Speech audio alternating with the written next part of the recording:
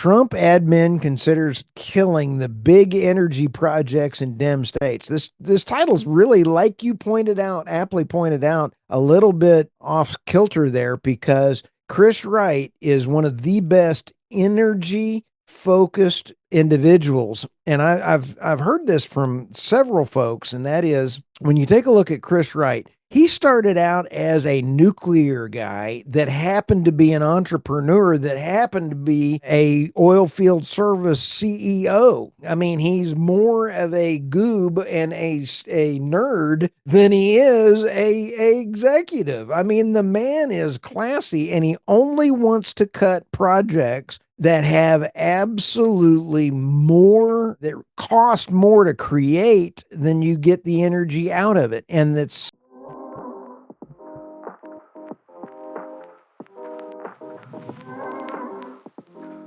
What's going on, everybody? Welcome into the Monday, March 31st, 2025 edition of the Daily Energy Newsbeat Stand-Up. Here are today's top headlines. First up, why the Rubio ceasefire plan is DOA, dead on arrival, part 8. The BLUF and the overview of the next tranche of papers. Good friend of the show, George McMillan, wrote this one. Excited to dive into this one. Next up, Trump's trade tactics are driving new LNG deals. Next up, BP, Shell, and Exxon signal one thing: oil isn't going anywhere. Next up, Trump admin considers killing big energy projects in Dem states. A little bit of a faulty headline, but we'll dive in and cover some interesting stuff going on with these new energy projects. Finally, in the news segment, Alaskan tribes applaud Interior's energy move to restore oil and gas leasing. Stu will then toss it over to me. I will quickly cover what happened in the oil and gas markets. Some volatile stuff. Obviously, tariffs coming up this week. It's going to be extremely spicy. We did see a little bit move in rig counts. And then we have energy trader Vitol is eyeing a $3 billion sale of its U.S. shale producer, V Energy Partners. So we will cover all that and a bag of chips. Guys, as always, I am Michael Tanner, joined by Stuart Turley. Where do you want to begin? You know, I'd heard that Vitol story before, but hey, let's start with why the Rubio ceasefire plan is DOA, part 8, the BLUF, the overview, and the next tranche of papers. Michael, this is from George McMillan, and a little bit about this story is that the original series on this was why the Kellogg's ceasefire plan and the whole thing was DOA. Because President Trump has not got the right information from his team, and he needs a whole new team in there. And I'll tell you why. It comes down to the bottom line in here. President Trump is contending with the same Western coalition of neoconservatives, neoliberals, and Greens domestically, as well in the UK and European Union. Michael, George McMillan has got a great set of articles out there, and he came up with the line, all President Putin has to do is nothing. President Putin, because of President Biden, has moved all of his energy exports to Asia. Everything is already rolling. Everything is moving. And President Trump, our great President Trump, does not have all of the information he needs. And so we know some of these articles got to the team and they were shocked. So I got it from sources. It's pretty cool that George McMillan's information is rock solid. So this is a great interview, great article. And he and I will be talking about it on a podcast later in the week. Absolutely. We're very blessed to have George McMillan as a contributor here. You know, I think it's interesting that what I find fascinating is that, you know, basically there's a cleanup effort having to going on. I mean, there's 20 years of terrible policy when it comes to Russia. And the issue is, you know, as you sort of has always pointed out, Putin doesn't have to do anything and he wins because he's put himself in this position to be able to do that. And that makes any counter move the United States wants to do. It's why Trump's come out recently and said he's really mad at Putin because he feels like he's backed off and gone against the ceasefire. Well, he really hasn't. And it's because all Putin has to do is wait for the conservative people to go along. And what you've heard me say along, Michael, is that if they don't have cheap energy, regimes change. And we're seeing a potential regime change in the EU and in Germany and all these other places where electricity prices are high. Why are they high? because expensive LNG is having to come in versus cheap Russian natural gas. All right, let's go to the next one. What's next? Let's go to BP, Shell, and Exxon signal one thing. Oil isn't going anywhere. And I'd like to read this in my best Irina Slav from Bulgaria accent, but I cannot do a Putin imitation. What makes you think I can do Irina Slav? BP, Shell, and Exxon Chevron are boosting fossil fuel investment at disappointing returns on green energy ventures. BP is increasing oil and gas spending by 25%, Michael, and Shell is prioritizing its LNG growth and their whole LNG trading center. The supermajors stayed the course. The U.S. supermajors stayed the course and are now outperforming their European counterparts. It is interesting. I think there's a lot of interesting stuff going on with BP. We do know that activist investor Elliott Management has decided to come in there and shake things up. We know that they're eyeing 27 new oil and gas projects over the next 5 years, specifically in that midstream space. And there's rumors of a BP Shell massive merger. Now, I think before that might happen, I think you could see a possible relisting of the common shares both on the New York Stock Exchange to possibly make it easier. But I also don't know if that's the right move because of, the FTC, yes, Lena Khan is gone, but Trump isn't necessarily your traditional neoconservative when it comes to economics from the standpoint of, he's not necessarily just about, bigger is better, mergers are better. So I think it's going to be fascinating to see what happens here. But yes, the free market will always win. As Adam Smith said, the invisible hand will guide the markets to where they need to be as efficient as possible. Well, and efficient is a all-encompassing term. And when you alluded to several key points for the UK, holy smokes, Batman, if they run off their two biggest oil producers. Holy smokes. Now they're still going to be producing oil on the North Sea and all that good stuff off the UK shores, but there's a lot of revenue that comes back from a governmental standpoint that gets lost. Oops. Hey, let's go to the next story here. Trump admin considers killing the big energy projects in Dem states.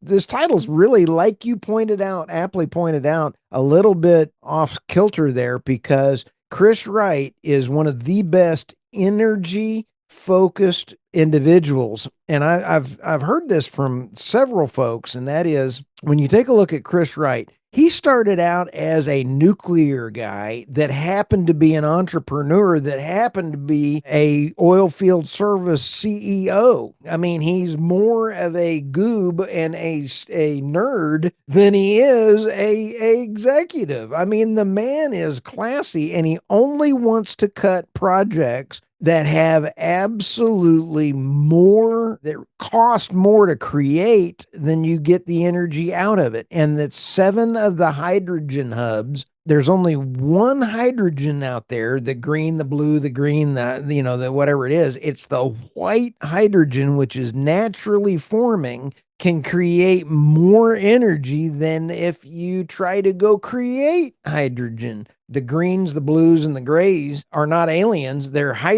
forms of hydrogen that take different amounts of energy going into them in order to create it. And this is also in conjunction with Doug Burgum, the great Secretary of Interior. Fuel Cell and Hydrogen Association CEO Frank Wallach said the list of organizations with the DOA, but cautioned it's not clear what yet action the administration intends to take. And so they're still weighing through these, but the states are broken out in this article on which ones that they're going to break out. Yeah, so you've got the Pacific Northwest Hub, which spans Oregon, Washington, and Montana, the Arches Hub in California, the Midwest Hub, which links Illinois, Indiana, and Michigan, the Mid-Atlanta Hub in Pennsylvania, Delaware, New Jersey. Those are on the cut list. On the keep side, you have the Heartland Hub, which spans Minnesota, South Dakota, North Dakota, the Appalachia Hub through Ohio, Kentucky, West Virginia, and Pennsylvania, and High Velocity in Texas and Louisiana.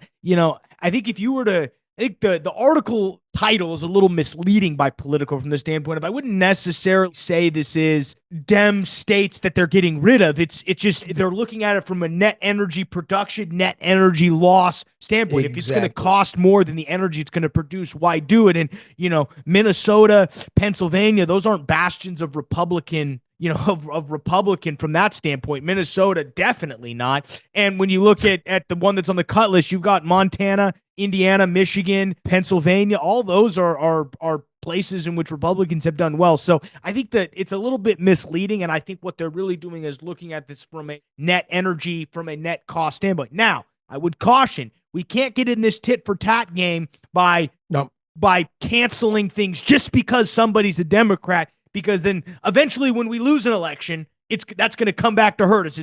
It's a little bit of what I'm fearful of some of the security clearances they're getting canceled. That's just going to now set a precedent for every president is now going to lose his or her security clearance when they that's just clearly going to happen now. Take a look at Biden and his canceling of the Keystone Pipeline. Who did it hurt? It actually hurt the Canadians more than it did the United States, especially in the tariff wars. Because if we had a pipeline, President Trump would waive that pipeline and all that oil coming in instead of coming in on the rail cars. But let's go to Alaska here. Yes. Alaska tribes applied Interior's move to restore oil and gas leasing. And Michael, as you and I have talked about in the past, very recently, we've talked about my family's history in Alaska. And since my grandfather was one of the chief geologists that discovered the North Slope, and I actually did work a little bit on the Alaska pipeline in their tech area, the Alaska pipeline is only being used at 20% right now, if that. We could really take a lot of advantage of that. And when you take a look at the great trade differential, we have billions of dollars coming in for the Alaskan LNG facility coming in. This is all greatness, and it's cautious optimism. And I apologize, I don't want to butcher his name. Nargarik Harchek, president of the Voice of the Arctic Intuit, a nonprofit organization that represents 21 Native American corporations and communities. We feel like we're going to be able to get some things done with a more favorable administration, but we're also careful about is we don't want to have to threaten that cultural base and lifestyle that we rely on every day. One of the things I can tell you, Michael, is my time up in Alaska is treasured. And from the standpoint, the American oil and gas workers and what they do up there, they have done a phenomenal job protecting the environment up there. We do it better than any other country in the world. Yeah, and it's great to see an alignment from, Native communities, citizens, and what the administration is doing and what the state leadership wants to do. So I think all around this is great. Alaska is one of the few countries or the few states that does get a little bit of a subsidy, and if people get physical checks from oil and gas production. So we do love that.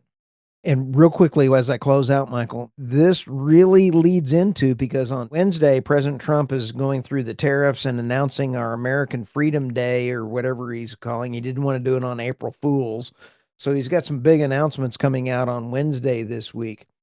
But he's also encouraging all the people to buy LNG from around the world to avoid tariffs and help offset his trade imbalance. An example of the trade imbalance is the EU has a trade imbalance of about $300 billion in the United States, and they tariff the snot out of our cars and everything else. So let's take a look at Russian natural gas that we talked about. It's about 6 to 8 MMBTU, $6 to $8 MMBTU. And an LNG import, when you consider MMBTU, is about $10 to $15, depending on which port. Then you may have transport costs on top of that. So ballpark, your natural gas prices are double when you're talking LNG versus Russian natural gas. No, it's the reason why Trump's trying to go all in on LNG. I do think using tariffs this way is the market isn't going to react, I think, as positively as it may react to others. So I think that's what you have to worry about personally. But Steve Reese, I love Steve Reese, and I get to interview him in 2 weeks. And this is really important.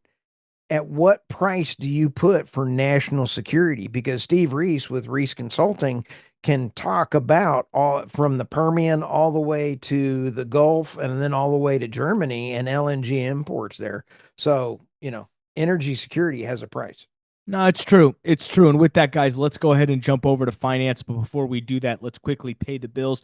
As always, thank you for checking us out. World's greatest website, www.energynewsbeat.com. Stu and the team do a tremendous job making sure that website stays up to speed. Everything you need to know to be the tip of the spear when it comes to the energy and the oil and gas business. Go ahead and hit that description below for all links to the timestamps, links to the articles. A great way to support the show is subscribe to us via our Substack, theenergynewsbeat.substack.com. Stu has some great custom articles there. If you are so inclined to sign up for a paid membership, you do get some stuff that nobody else gets to see from an article and analysis standpoint. And we are talking about adding a few more things to the offer stack. So we appreciate everybody there.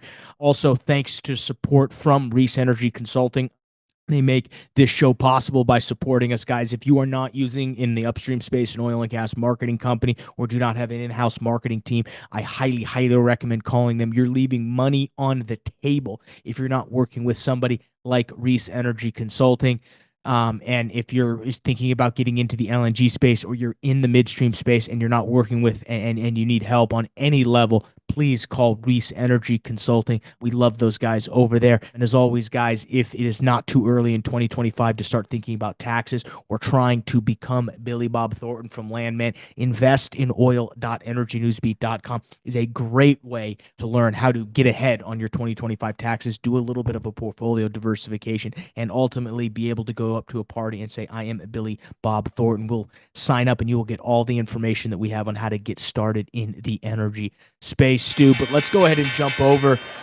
Markets have absolutely been getting crushed right now from a top level. S&P 500 has dropped below the 50-day moving average. It was down about 2 percentage points on Friday. NASDAQ was around 2.6 percentage points. A lot of that coming from the Mag 7, specifically NVIDIA. NVIDIA 2-year yields down 2.1 percentage points. 10-year yields down 2.5 percentage points. Dollar index down about 0.2 of a percentage point. Bitcoin basically flat, $82,000 over this weekend. Crude oil, 69.36. That was down to that 0.8 of a percentage point. Brent oil basically flat, 73.43. Natural gas, basically $4.06. That's up 14 cents or about 3.5 percentage points. And XOP, which is our EMP securities contract, was down to about 0.8 of a percentage point, down to 130.68. On the actual oil side, I think all eyes are on tariffs, Stu. I think people are slightly worried that this is going to start, and these tariffs could start a global recession. And part of the reason is just, trade is going to wind down. And, not that I'm a neoconservative free trade goon, but there is something to be said about as markets find the most efficient path. And if the most efficient path is international trading, I think doing everything we can to discourage it through tariffs can lead to recessionary pressures. I do think some of that pressure is offset by the fact that Venezuela and Iran have seen, tariffs being ratcheted up on them. Those actually happened last week. So I think these upcoming tariffs on the second on imported goods, I think is, being counteracted by tariffs on the other end. So, at the end of the day, it all could be a net neutral. We did see a 3.3 million barrel draw on Wednesday from this crude oil strategic petroleum from the stuff over there at Cushing. So there's a positive note there. We also did see rig counts coming on Friday. That was down by about one rig. 592 is the total count. That's still down about 29 from year over year. Canada saw about 17 rigs shed, so absolutely unbelievable. Internationally, it was basically flat. The last thing we saw, Stu, was Vitol, who owns VTX Energy Partners, is eyeing potential $3 billion sale of that company. It's still early in the process. But part of their reasoning is that VTX is one of the few private operators that's left in that southern Delaware basin. They just got done recently selling Vencer over to Civitas for about $2.3 billion, and with about 46,000 BOE per day, about 120 locations and 46,000 net acres. They do feel like there is some there is some chance, there is a good market for it. They're eyeing as much as $3 billion, which does include debt. I think the hard part is, depending on where they think prices are. If you think prices like Stu are going to be in the $80 range by the end of the year due to geopolitical stuff, why sell now when you can just wait out? Now, the other thing, if you're like me and you're a little less non-bullish on oil, you 70 might be a great opportunity and to sell right now. So I think it's going to be interesting to see what they decide to do, but there definitely is running room, and there definitely is there's not that many of these type of companies left. So whether or not this ends up working out or not, I think will be interesting to see. That's really all I have, Stu. What are you worried about this week? Oh, I'm not worried about anything. I think the world is going to be right sizing here, and I'm looking forward to Wednesday's announcements from President Trump. I'm really prayerful more about just that he gets the right information to help end the war and end people killing each other. That's what I would prefer. Yep. Absolutely, guys. Well, with that, we're going to go ahead and let you get out of here. Start your week. We appreciate you checking us out here on the world's greatest podcast, The Energy News Beat. For Stuart Turley, I'm Michael Tanner. We'll see you tomorrow, folks.